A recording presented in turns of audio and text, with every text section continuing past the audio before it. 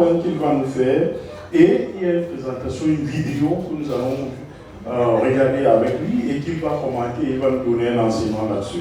Donc il va intervenir sur le répit et la place de l'État. Donc je vous prie d'être très attentifs, c'est un exposé qui est extrêmement instructif et pour lequel je pense qu'il faut qu'on pose beaucoup de questions parce que c'est du pratico-pratique là. Ok, merci bien et bonne suite.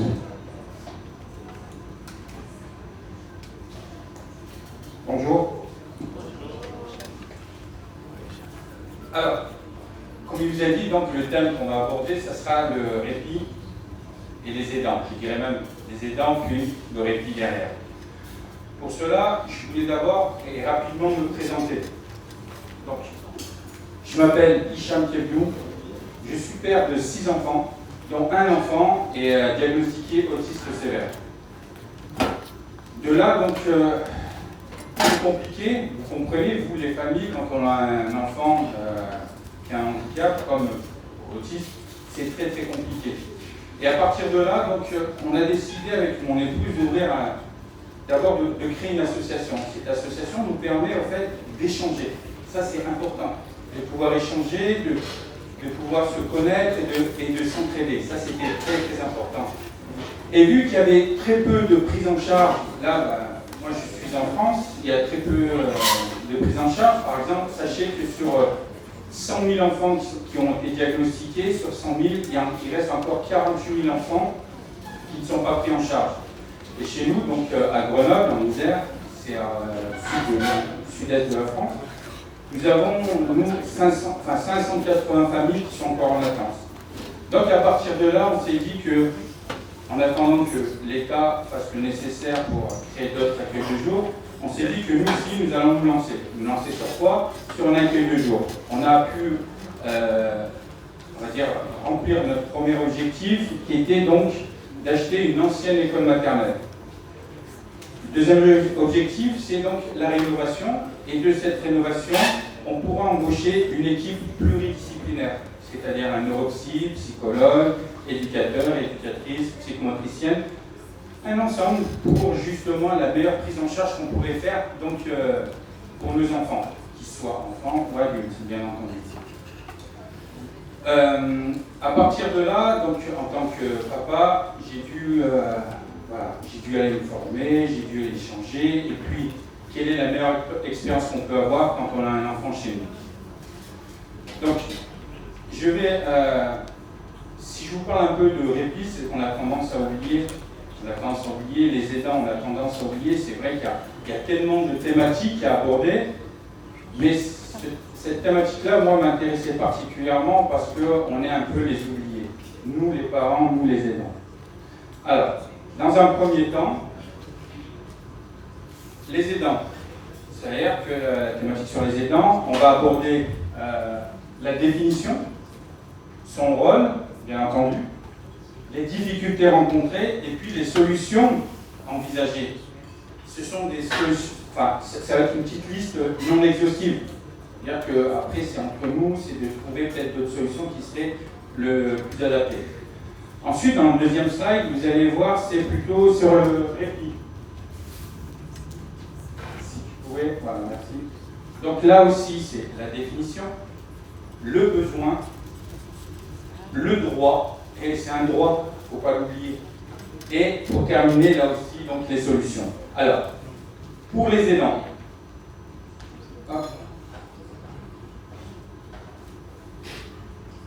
pour les aidants, donc, voilà, j'ai donné une première définition. Donc, vous pouvez dire donc, une personne qui apporte, enfin, si une personne c'est un aidant ou un aidant, ce qu'on appelle familial, est une personne qui apporte son soutien à titre non professionnel à une personne dépendante de son entourage pour effectuer effectivement les actes de vie quotidienne. C'est nous. Ben oui, c'est nous les parents. On est parents, on est professionnels, par contre on fait du 24 heures sur 24, on fait du service après-vente, voilà, on est là tout le temps pour notre enfant. Ensuite, on va dire quel est le rôle des aidants. Alors, le rôle des aidants, c'est tout simplement les aidants ils contribuent à l'accompagnement pour l'enfant, évidemment, pour l'autonomie, et ce sont eux des acteurs indispensables du maintien, évidemment, au domicile. Donc, les soutenir, ces familles, les accompagner et leur proposer du temps de répit, c'est participer à quoi, au final? C'est participer, en fait, à leur qualité de vie et à la possibilité pour la personne aidée de rester aussi un peu à domicile, de pouvoir souffler, de pouvoir sortir, de pouvoir faire des activités, en fait, comme une famille ordinaire, quoi. Ensuite, nous allons voir un peu quelles sont les difficultés rencontrées pour les aidants. Et oui, les conséquences directes des missions épuisantes qui leur sont attribuées en tant qu'aidants et que, en quelque sorte, la société leur impose, peuvent être quoi? Derrière, on sait bien qu'il y a des conséquences. On devient anxieux, on commence à stresser. La dépression, elle arrive assez rapidement, mais on ne se rend pas compte. On ne se rend pas compte de la dépression, d'une vie personnelle altérée. Ah ouais, ça se dégrade. Des activités, on oublie. Là, je marque des activités de loisirs réduites, mais est-ce qu'un parent, quand il est 24 heures sur 24 avec son enfant, sauf s'il arrive à faire des activités, je dis bien sauf s'il arrive, quand on se retrouve avec d'autres enfants ordinaires, et évidemment, le fait d'être avec son enfant tout le temps, j'ai pas de salaire, vous voyez un peu toutes les difficultés qu'on peut rencontrer. Alors, vous allez me dire quels sont les besoins. Les besoins, en fait, les besoins des proches aidants, c'est quoi? C'est aussi bien du répit. Il y en a qui auront besoin de répit à courte durée. D'autres, plutôt un peu de présence, de la surveillance aussi à la maison. D'autres, ça va être du répit à courte durée, à la journée, qui s'effectue, en fait, des fois à l'extérieur de la maison. C'est bien aussi de, si on pouvait prendre mon enfant, il y a une prise en charge, mais si vous pouvez le sortir un peu, j'ai besoin de répit, j'ai besoin de respirer. Il y a aussi ce qu'on appelle du répit sur 24 heures, à l'extérieur aussi ou à la maison. Par exemple, vous en doutez bien que, je ne sais pas pour vous, mais la nuit c'est compliqué de dormir. Quand vous avez votre enfant qui hurle, qui crie, qui bouge. Moi ça m'arrive des fois, à 2h du matin, Younes, arrête, Younes, non, il est tellement pris, allez on sort. Voilà, 2h du matin on va sortir, histoire qu'il évacue, et après il rentre, ça va le calmer un peu, ça va repartir. Après moi le lendemain, un maximum, après il faut prendre le travail. Tout ça, vous voyez, c'est compliqué. Et on a ce qu'on appelle donc le syndrome de l'aidant. Le syndrome de l'aidant, c'est quoi? C'est tout simplement un burn-out. Un burn-out de l'aidant. Et oui, il y a le burn-out au travail, mais il existe aussi le burn-out à la maison. En fait, ça désigne quoi? C'est un état d'épuisement qui va être moral et physique, mais intense. Lourd de conséquences, aussi bien pour la personne qui en souffre que le proche en perte d'autonomie, c'est-à-dire aussi que l'enfant, parce que l'enfant autiste, il voit que sa mère, son père souffre. Donc tout ça, c'est compliqué. Alors, ensuite, c'est quelques solutions, mais je vous dis bien quelques solutions, c'est histoire de, après, ce qui est bien, c'est de faire un peu un brainstorming, de dire, tiens, mais quelles sont les solutions? On note tout, peu importe, un brainstorming, c'est on note, on écrit, on voit, et puis après on voit qu'est-ce qui est possible de faire, que ce soit côté financier, que ce soit côté logistique, que ce soit côté humain. Ça, c'est très très important. Vous voyez, ça veut dire, le fait de créer une association, c'est pas dire je crée une association, j'essaye de faire un son, on essaie de mettre des enfants, bien sûr, ça c'est important. Mais c'est derrière aussi de dire, en attendant la structure, qu'est-ce que nous, parents, entre nous, on peut mettre en place pour souffler. Vous voyez, donc c'est tout ça, c'est-à-dire qu'on cherche des accompagnateurs, ce sera juste des accompagnateurs pour nous faciliter un peu le quotidien, l'accueil de jour, pour du temps libre, régulier, prendre quelques heures, l'accueil de nuit, en semaine, comme je disais, ou en week-end, pourquoi pas. Le baluchonnage, ça c'est vrai, c'est des petits temps qu'on va essayer de récupérer, mais qui a un impact. Et évidemment la garde itinérante de nuit. Voilà pour ce qui est un peu des aidants. On va passer maintenant au répit. Le répit, c'est... il y a une définition qu'on retrouve sur Google, sur un dictionnaire. On nous dit que le répit, c'est un repos, une interruption dans une occupation absorbante et ou contraignante. Donc vous avez compris que le répit, c'est quelque chose qu'on a besoin de nous. On va le regarder là dans les prochains, mais le répit, c'est quoi? Le répit, en fait, il s'est imposé, si vous préférez, dans le paysage de l'accompagnement des proches aidants. Souvent, à travers le triptyque, c'est-à-dire le besoin de répit. Comme je vous avais dit, le droit de répit, il y a un droit, ça c'est important, et les solutions. Pour cela, on va d'abord donc parler des besoins de répit. Le répit, c'est un mot qui fait donc sens pour les proches aidants. Il y a des chiffres, des études le montrent. Les proches contribuent considérablement à l'accompagnement en France ou dans un autre pays des personnes en situation de quoi? De handicap, de dépendance. Cet accompagnement n'est pas sans impact pour les aidants, notamment, vous en doutez bien, pour leur santé. Dans le contexte, le répit s'avère souvent nécessaire. Pourquoi? Je ne sais pas, moi, disposer du temps pour soi, avoir à moi un petit moment qui m'appartient, mais qui appartient à personne d'autre. J'en ai besoin. Donc, d'un temps dont disposer librement, on dit, et tranquillement, sachant que son proche accompagné par des personnes, évidemment, compétentes et confiance. Se rappeler que nous sommes aidants, mais pas seulement. C'est aussi préserver sa santé. Il y a un impact. Je peux vous le dire, oui, pour ceux qui sont dans la situation. Mais vous allez voir que là, ceux qui ont ces difficultés-là ont toujours le sourire. On a l'impression que rien ne se passe. C'est comme ça, c'est chez nous.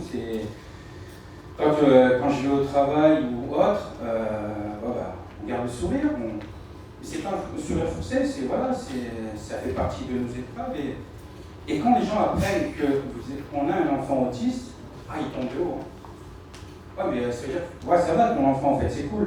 Non, mais je ne vais pas vous raconter ma vie non plus, parce que je pense que je vous prendrai plus la tête qu'autre chose, et puis vous allez me fuir. Vous allez me fuir si je commence à vous raconter, à commencer à me confier. Donc, voilà. C'est aussi se rappeler, évidemment, que nous sommes des aidants, mais c'est aussi préserver sa santé, et pas que. Le couple.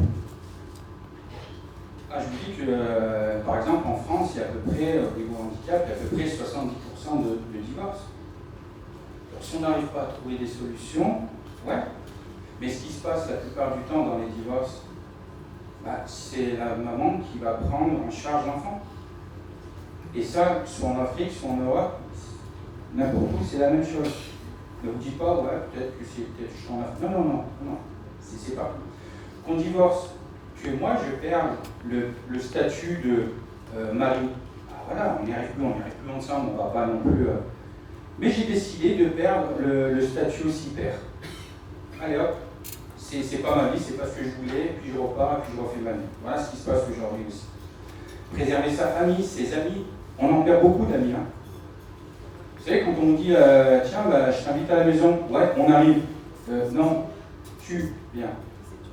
Mon enfant, moi s'il ne vient pas, ou mon épouse, ou mes autres enfants ne viennent pas, je ne viens pas. Vous voyez, et puis c'est là où ça commence à rétrécir, et puis là, vous avez ce moment de solitude. Faire un pas du côté aussi sur sa situation d'aidant. Est-ce qu'on arrive vraiment à prendre du recul? Est-ce qu'on a le temps de prendre du recul? Il le faut. Comment? Il faut absolument, parce qu'autrement, vous avez la tête sur le guidon et vous ne savez même plus où vous allez. Donc, réfléchir sur ce nouveau point de vue, aux solutions qui pourraient être envisagées pour retrouver quoi? Tout simplement un équilibre. Ensuite, le droit au répit. Ce qu'on appelle le droit au répit, c'est les proches aidants, pour moi, n'ont pas vocation à être des variables d'ajustement des politiques publiques. C'est-à-dire qu'ils n'ont pas à être considérés comme des professionnels de substitution, ni être assignés, oui je dis bien le mot, être assignés en résidence d'aidés. Vous voyez un peu la complication. Les solutions qu'on pourrait avoir, il y en a tellement. En fait, c'est en fonction de la motivation de chacun. Les solutions dites de répit constituent en fait un registre de réponses parmi tant d'autres, c'est-à-dire information, soutien, formation, médiation, etc. Les solutions de répit s'adressent aussi bien aux proches aidants qu'aux personnes accompagnées. Voilà. Je vous remercie. J'ai fait quelque chose d'assez condensé. Pourquoi? Parce que je vais vous présenter en quelque sorte mon bébé. J'ai un documentaire à vous montrer. C'est sur la vie quotidienne des familles avec leurs enfants. Voilà. Ça se passe en France. Et moi, donc, en tant que, on va dire, journaliste, je suis improvisé journaliste. Et puis nous avons le réalisateur qui est présent ici, Tariq Bensala, qui m'a accompagné tout le long. Voilà, donc je vais vous faire passer le documentaire. Merci beaucoup, Hicham, qui nous a parlé ici de la vie au quotidien d'un parent. Et je suis sûr que les parents qui sont dans la salle se sont reconnus un peu dans ce qu'il a dit. Et le temps que, s'il y a un parent où il y a des questions, Hicham peut les prendre le temps que nous calons sa machine pour pouvoir suivre la vidéo. S'il y a un parent qui a une question ou bien s'il y a une expérience à partager, je pense que c'est le moment, le temps de caler la machine. Merci.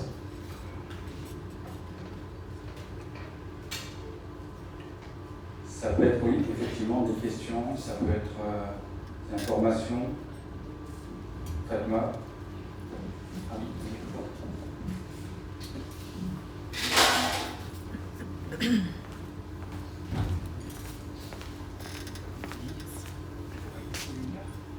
Bonjour à tous, merci Hicham pour cette présentation. Je pense qu'effectivement le statut d'aidant, c'est un statut qui a bénéficié d'une reconnaissance très, très récente. On voit à quel point c'est important. On ne peut pas aider un enfant en difficulté si on n'aide pas les parents qui sont derrière. Donc je pense qu'il y a besoin de cette reconnaissance et d'un soutien psychologique. J'aimerais savoir, Hicham, si par rapport à justement cette histoire de besoin de répit, est-ce qu'il y a justement les professionnels de santé qui sont sensibilisés et qui disposent de listes d'associations ou de contacts? Parce que je pense que c'est vraiment primordial et prioritaire d'orienter les parents vers des structures, des associations qui proposent des temps de répit, qui proposent de l'aide, qui proposent des interventions à domicile ou de prendre l'enfant à l'extérieur sur une activité pour permettre justement aux parents d'avoir un petit peu de temps libre et de pouvoir s'occuper de lui. Effectivement, il y a des solutions de répit, mais c'est pas assez par rapport à ce qu'on souhaiterait. Et le problème, c'est, pour moi, ça reste un peu. Enfin, il y a quelques professionnels à laquelle ils sont tellement pris dans leur métier qui, des fois, ils oublient de dire, mais attendez, c'est à eux de détecter un peu ce qui se passe au niveau de l'aidant. Tiens, on sait que ces familles-là sont aidantes, on va essayer de les diriger. Et ça, je pense que nous, en tant qu'association WAP, on doit sensibiliser aussi bien les professionnels. Quand je dis les professionnels, c'est plutôt les médecins généralistes, les pédiatres, etc., qui doivent avoir l'œil.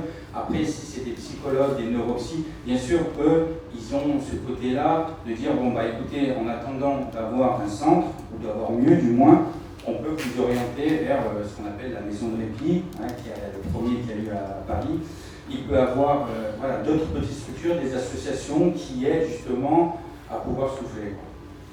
Oui, et puis je pense que c'est important que les parents se disent qu'ils ont le droit de s'autoriser à demander de l'aide.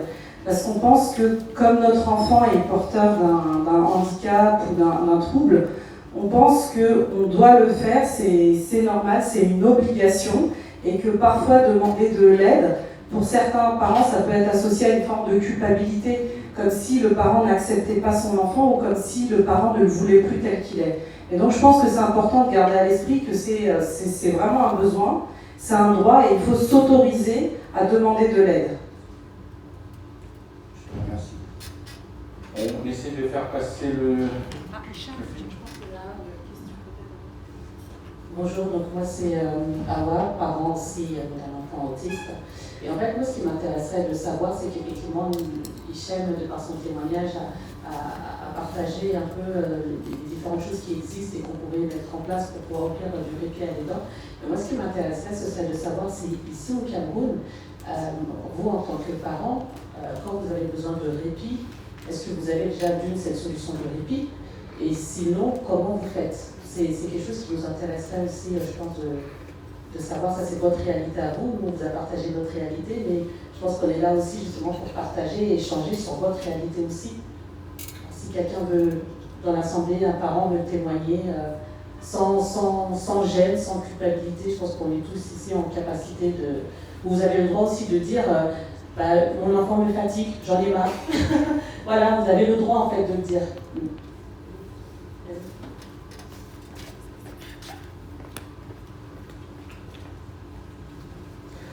Bonjour tout le monde. Je suis parent d'un garçon de 11 ans autiste. J'ai bien suivi Hicham et le contexte est différent au Cameroun. Le parent est seul face à ses responsabilités. Et la seule solution ou le seul moment de répit du parent, c'est lors des prises en charge. C'est-à-dire que lorsque l'enfant est à l'association ou dans un centre, c'est le seul moment. Après, on ne connaît pas de répit.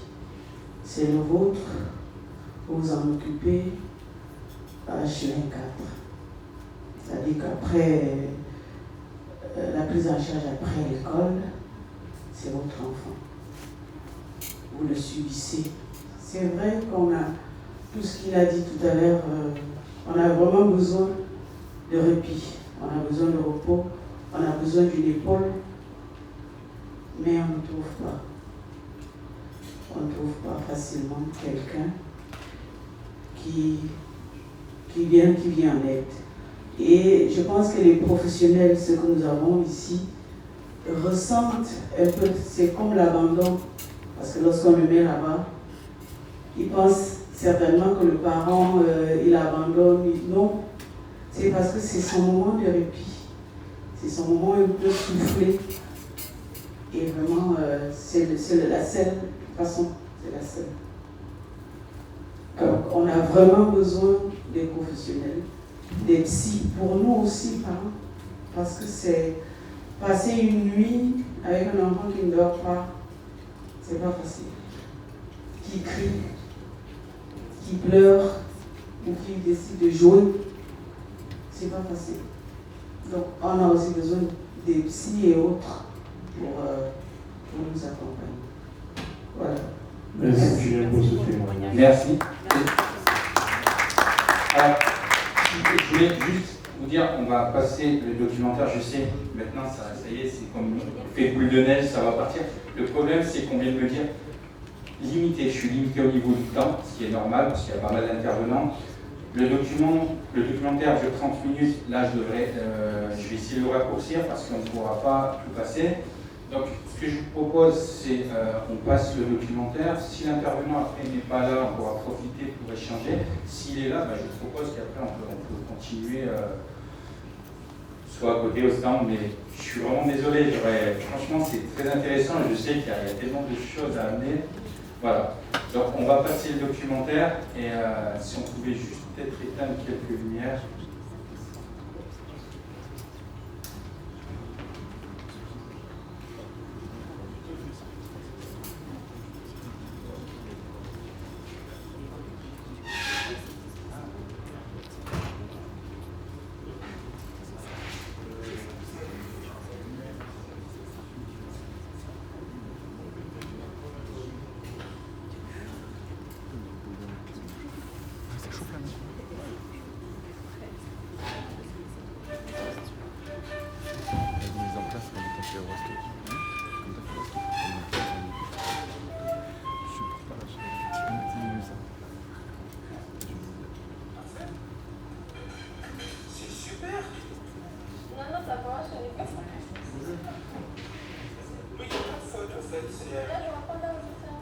On reprend depuis le début.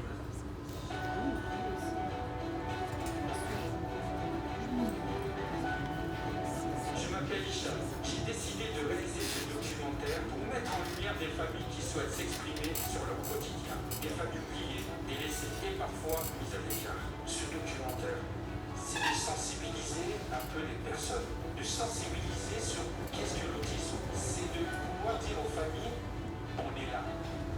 Et qu'on va essayer ensemble de construire l'avenir de nos familles, de nos enfants. J'ai constaté que les familles avaient toutes besoin de quelque chose en commun, le répit.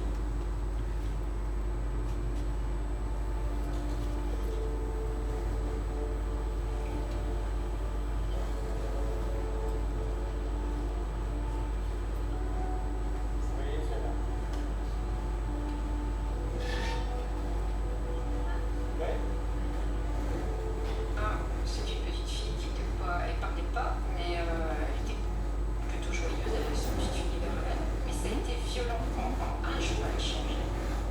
Un jour. Il y avait Fiona avant, et après j'avais le corps de Fiona, avec plus rien dedans. J'étais devant elle, je l'ai secouée, je dis Fiona, Fiona, maman, maman. Et elle me regardait comme si elle me regardait à travers. Elle ne me voyait plus, elle ne m'entendait plus. Elle n'a plus fait un son. Elle ne nous a plus regardés.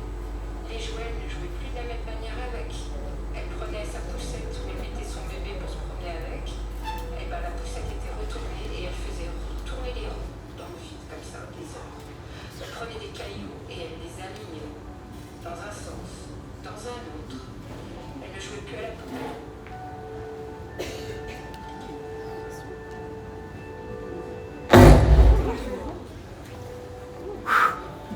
C'était un test. Test réussi, hein? Putain, on était dans le film en plus. Ça fait peur. Film d'horreur alors, c'est pas possible. Oh là là. T'es pris par l'image là, c'est ça? C'est violent là. En tout cas, t'es bien équipé sur ressort encore. Oui, j'ai bondi.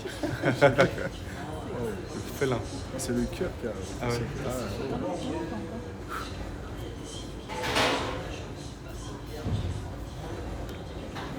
On n'entend pas. Faut lire. Ouais. C'est pour ça qu'il a fait toucher le son. Vu comment ça a sauté, la connexion.